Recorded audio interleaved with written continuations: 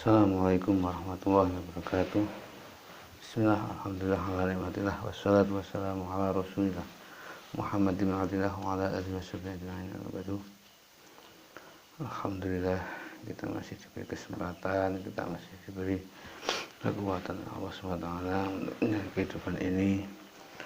Semoga kita bisa memanfaatkan kehidupan ini untuk hal yang Allah ridhai. Amin ya rabbal alamin. Ya, rasa syukur kita ikrarkan bersama-sama dengan bacaan tahmid. Alhamdulillahirabbil alamin.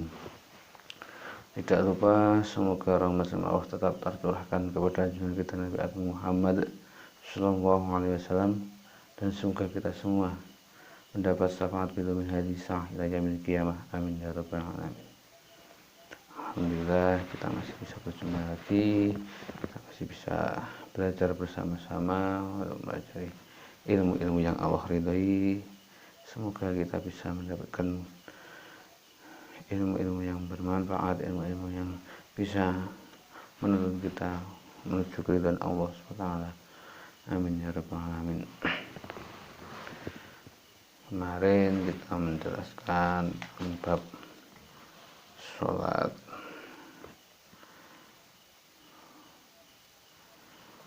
lima waktu, bab sholat 5 waktu, dan juga waktu-waktu sholat duhur, sholat asar, sholat maghrib, sholat isya, dan sedikit tentang bagaimana tata cara orang yang haid, waktu haidnya kapan, yang wajib diqodho, sholat yang mana. Kemarin sudah kita jelaskan. Kita sekarang melanjutkan fase berikutnya. Semoga kita bisa mendapatkan kemanfaatan ilmu dari kitab Sunan Taufik. Amin ya rabbal alamin. Ya ridhaka ya Allah, fadhika rahmatika wa salamatika wa sallallahu alaihi wa Muhammad sallallahu wa isbahi wa durati wa hibati tarjamain muslimin simbah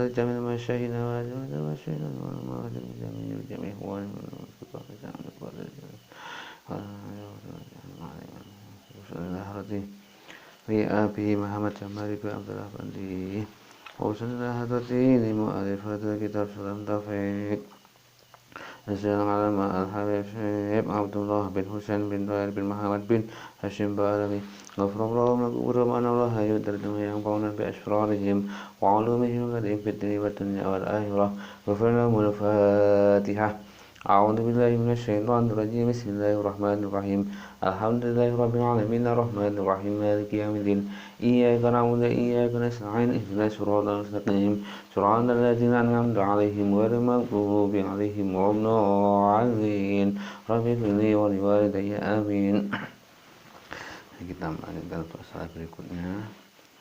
A'udzu billahi minasy syaithanir rajim. Bismillahirrahmanirrahim. Faslun utawi kono fasal suci. Yajibu wajib ala wali sobi ing atase waline bocah lanang cilik, wasobiyati lan bocah wadon cilik anu mayyizaini kang wis pinter karone. Apa sing wajib? Ayak murahuma ento perintah sapa wali ing sobi-sobiat ing bocah lanang lan bocah wadon, perintah bisolati kelawan salat. Wa yu'allimahuma lan mulangi sapa wali ing sobi-sobiat mulangi ahkamaha ing pira-pira hukume salat. Ba'da sab'i sinina sausi umur 7 tahun. Ini adalah kewajiban bagi wali kepada anak laki-laki dan perempuannya.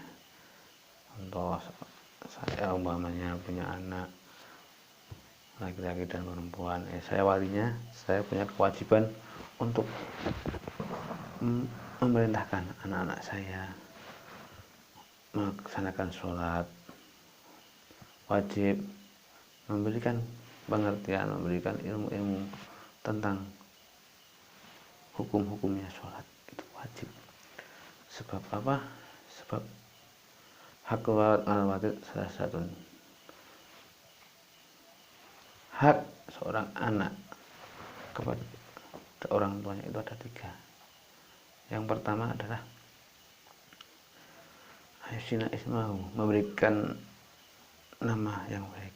Orang tua punya kewajiban kepada anaknya 3 perkara. Yang pertama, wajib memberikan nama yang baik, baik dalam sebutannya, baik maknanya, dan baik tujuannya. Contoh seperti orang tua saya memberikan nama saya Abdul Rahim, itu maknanya hamba Tuhan yang Maha Pengasih dan Penyayang. Jadi maknanya bagus, sebutannya bagus, dan tujuannya bagus. Oh, diberi nama Muhammad biar seperti Nabi Muhammad, biar bisa mendorong Nabi Muhammad, dengan seperti itu. Jadi kita sebagai orang tua wajib memberikan anak nama yang baik.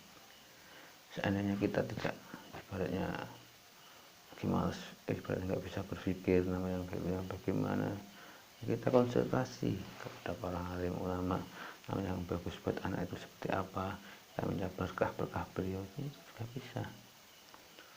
Jadi, kewajiban kita sebagai seorang wali, sebagai orang tua, wajib memberikan nama yang baik bagi anak-anak kita agar bisa jadi dengan nama yang baik, dengan doa-doa dari makna-makna nama itu, anak kita bisa menjadi baik.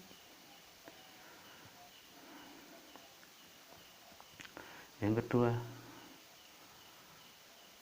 wajib memberikan pengarahan, memberikan ilmu-ilmu agama. Jadi anak punya hak 3 hal.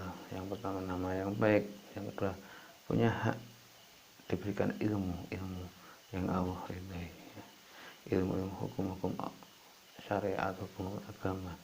Itu wajib sebagai orang tua memberikan pelajaran kepada anak-anaknya, kepada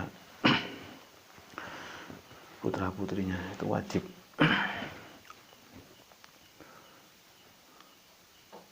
Sebab apa? Kul maulidin sifatun fitrah fa in abawahu yumajisani wa yunasirani. Jadi setiap anak itu dilahirkan dalam keadaan bersih suci.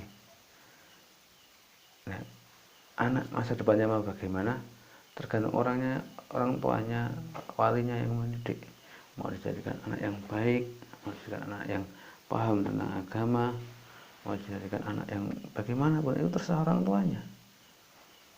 Sebab bagaikan kertas putih, bayi itu bagaikan kertas putih, tergantung pemiliknya mau menuliskan tulisan apa di dalam kertas itu.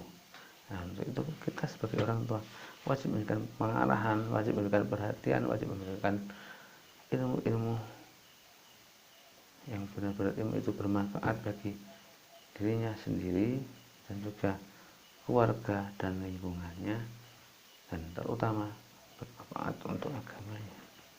Kita harus mengarahkan mereka dengan hal-hal yang Allah ridhai. Jadi di sini kita siapapun juga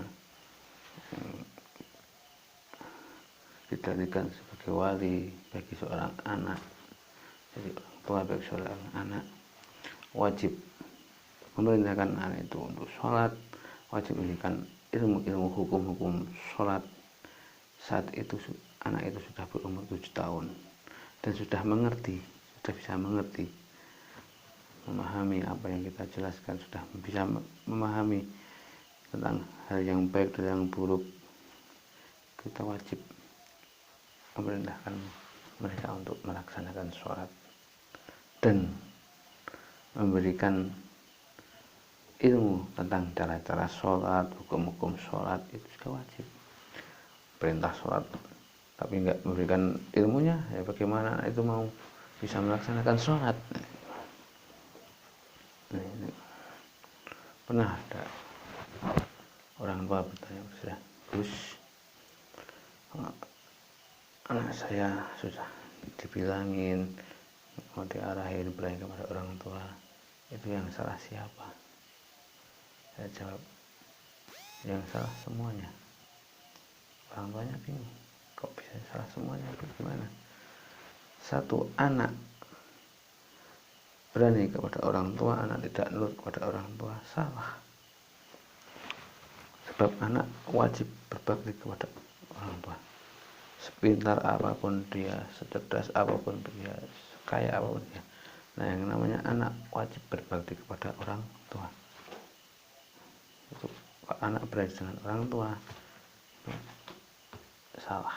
Yang kedua, anak bisa seperti itu tergantung bagaimana orang tua mendidiknya, bagaimana orang tua mengarahkannya. Kalau orang tuanya sudah mengarahkan dengan baik, sudah ibaratnya memberikan pengajaran dengan baik, sudah memberikan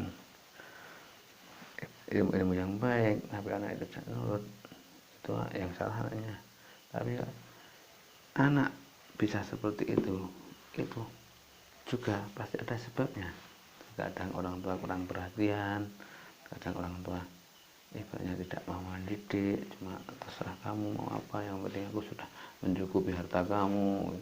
Sekarang banyak orang tua sibuk kerja, ayah kerja, ibu kerja, anaknya hanya diasuh oleh orang lain tanpa perhatian orang tua. Ya hasilnya ya bisa jadi anak yang berani orang kepada orang tua, sudah dibilangin, itu kan ada sebabnya. Jadi jangan mudah menyalahkan orang lain, jangan mudah kita menyalahkan anak-anak kita. Sebelum menyalahkan anak kita introspeksi dulu, apakah kita sudah benar dalam kita mendidik anak-anak kita, apakah kita sudah benar dalam kita memperhatikan pergaulan anak kita, lingkungan pertemanan anak kita, apa kita perhatikan apa yang anak lakukan setiap hari, ngapain aja, apa kita perhatikan. Itu ya. Dari jangan mudah menyalahkan anak. Sebagai orang tua jangan mudah menyalahkan anak. Sebagai orang tua jangan mudah menghakimi anak. Nah, setiap anak punya kelebihan masing-masing. Jangan banding-bandingkan dia. Ya, apapun yang baik kita dukung, kalau yang buruk kita cegah. Kita perhatikan benar-benar anak kita. Jangan kita hanya sibuk mencari dunia, kita sibuk mencari harta sampai kita lupa akan tanggung jawab kita mendidik anak-anak kita.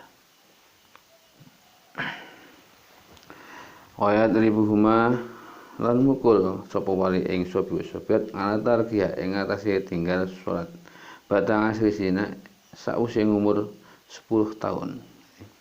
Nah, sudah umur 7 tahun, sudah pintar, bisa menangkap apa yang kita ajarkan, wajib memberikan ilmu-ilmu tentang agama, ilmu-ilmu tentang sholat, dan kita wajib memerintahkan mereka untuk sholat.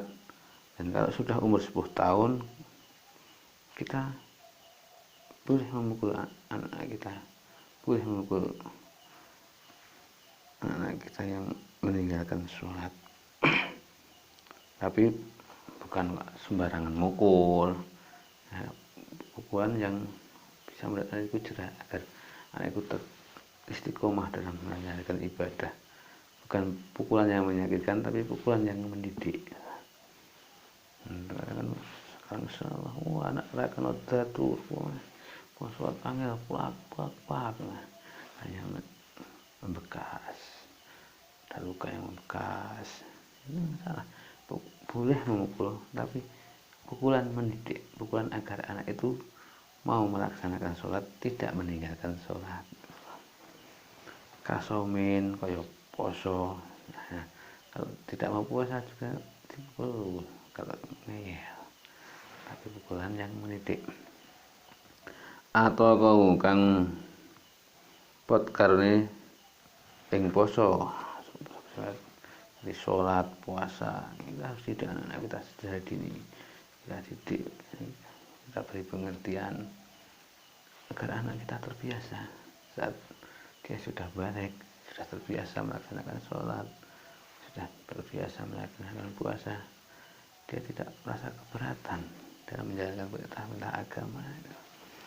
Wajibulan wajib mengalih ing atase wali aidun halim alih apa ta'limuhuma mulangi ing sobi-sobiat ma ing barang ya bukan wajib alaihima ing atase sobi-sobiat pamalan barang ya rumu kang haram apa ma selain memberikan pengertian ilmu-ilmu tentang sholat, hukum-hukum sholat, juga memberikan ilmu-ilmu tentang kewajiban-kewajiban sebagai seorang muslim dan hal yang diharamkan bagi seorang muslim. Kita harus beri pengertian agar anak kita bisa mempunyai rem dalam menjalani hidup ini, tidak menerjang larangan Allah, tidak meninggalkan perintah-perintah Allah. Dari sini wajiban wajib ngalawulatin amri ing atase wong kang duweni kekuasaan apa qad utariki shalah merangi wong kang tinggal salat kasan krana malas keset ilam nyatub namun ora gelem tobat sapa wong. Bagi orang yang punya kekuasaan dan di lingkungan yang dikuasainya orang-orang Islam, dia wajib memerintahkan ibaratnya orang-orang yang dipimpinnya, rakyatnya untuk melaksanakan sholat.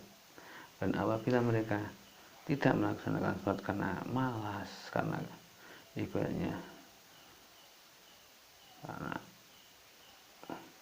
nggak mau susah payah beribadah, karena dengan alasan yang mengada-ada agar tidak melaksanakan sholat, kita wajib memeranginya agar mereka bertobat dan mereka mau melaksanakan sholat. Bagi orang-orang yang mempunyai kekuasaan, seandainya lurah umpamanya, rakyatnya beragama Islam tapi tidak mau menjalankan sholat, malas lah, apalah, sibuk lah, gitu. Kita wajib mengingatkan mereka. Kalau tidak mau diingatkan, kita wajib mengurangi mereka agar mereka mau bertobat, agar mereka mau melaksanakan kewajiban-kewajiban mereka. Seperti lurah, camat dan sebagainya, itu tanggung jawabnya berat. Tidak hanya tanggung jawab di dunia, tapi juga tanggung jawab besok di akhirat. Bagaimana mereka memimpin rakyat, bagaimana mereka memimpin masyarakatnya, besok akan dimintai pertanyaannya oleh Allah. Wa hukmuhu utai hukume wong iku muslimun muslim yang diperangi, ibaratnya melawan terus mereka mati dalam keadaan fasik, orang yang tidak melaksanakan sesuatu hukumnya fasik, berdosa besar, tapi mereka tetap dihukumi orang muslim, bukan karena tidak sholat, sudah membaca syahadat, sudah jelas-jelas Islam, karena tidak melaksanakan sholat terus diperangi, mereka melawan, ibaratnya melawan dengan akhirnya mereka mati umpamanya, mereka tetap dihukumi Islam. Bukan murtad itu kalau mereka meninggalkan sholat dan meyakini sholat tersebut wajib, itu murtad. Seperti itu, meyakini hal yang diharamkan oleh agama, itu meyakini bahwa itu hal yang halal umpamanya, itu bermurtad. Tapi kalau mereka tidak melaksanakan sholat tapi mereka masih mengimani, masih meyakini bahwa sholat itu adalah kewajiban bagi seorang muslim, itu walaupun mati dalam keadaan tidak melaksanakan sholat waktu hidup, tapi kalau dia sudah membaca syahadat, dia tetap dihukumi Islam. Wajiban wajib nglakoni muslimin ing atase saben-saben wong muslim apa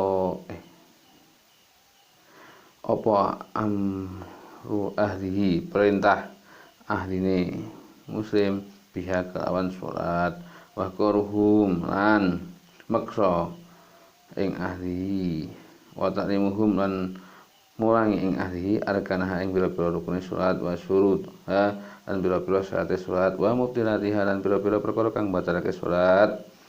Misalnya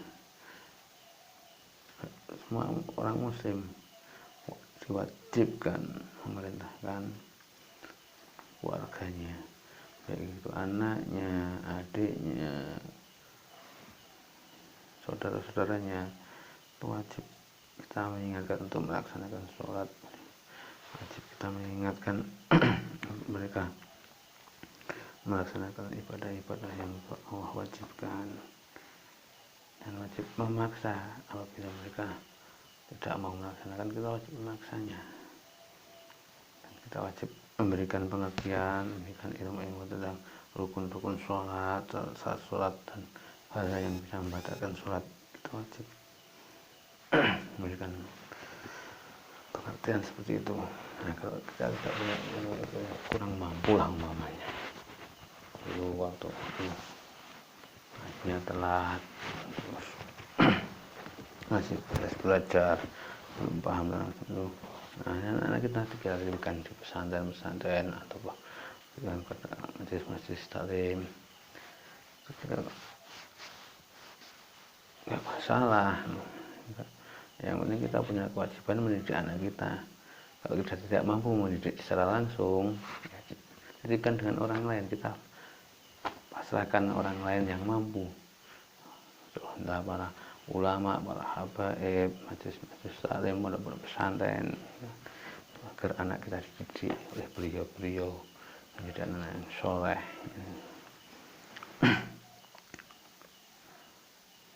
Wa kulluman utai saben-saben wong qadara kang kuwasa sapa wong ngalihi ing atase perintah min gurihim saking liyane alihi. Seandainya kita bisa memerintahkan orang lain, tidak hanya keluarga kita, maunya teman kita, kalau kita bisa mengingatkan, ya kita wajib mengingatkan. Ada teman kita atau tetangga kita yang jelas-jelas muslim tapi tidak melaksanakan sholat umpamanya, kita wajib mengingatkan apabila kita mampu. Kalau ibaratnya mereka tidak melaksanakan sholat karena tidak tahu cara sholat, kita juga wajib memberikan pengertian, wajib memberikan ilmu-ilmu tentang sholat, dengan catatan apabila kita mampu dalam ibaratnya menyampaikan, tidak punya takut dengan mereka, kita wajib mengingatkan.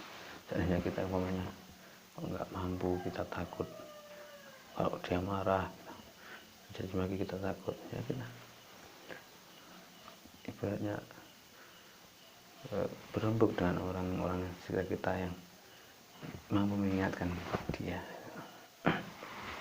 Jadi kita sebagai umat muslim wajib satu, mendidik, mengarahkan keluarga kita, anak kita,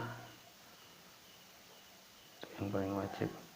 Yang kedua, apabila mampu kita bahkan ahli-ahli kita, misalnya entah itu kakak, adik, saudara, kita mampu memberikan pengertian, kita mampu mengingatkan, kita juga wajib mengingatkannya.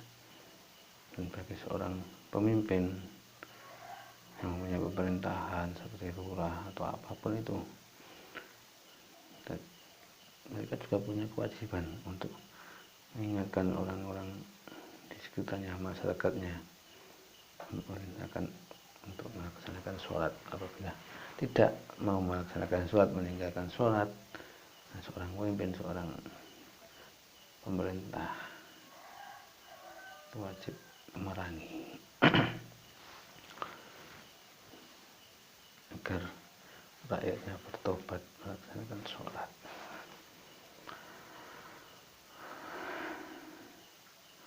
Faslun wa min syuruti sholati wa Allahu a'lam. Ya, mungkin sedikit yang bisa saya sampaikan. Pasti masih banyak kekurangan dan kesalahannya, entah itu dalam penyampaian, entah itu dalam tutur kata, ada hal yang kurang berkenan, saya mohon maaf yang sebesar-besarnya dan saya mohon koreksinya. Saya akhiri, bila taufiq hidayah, wassalamualaikum warahmatullahi wabarakatuh.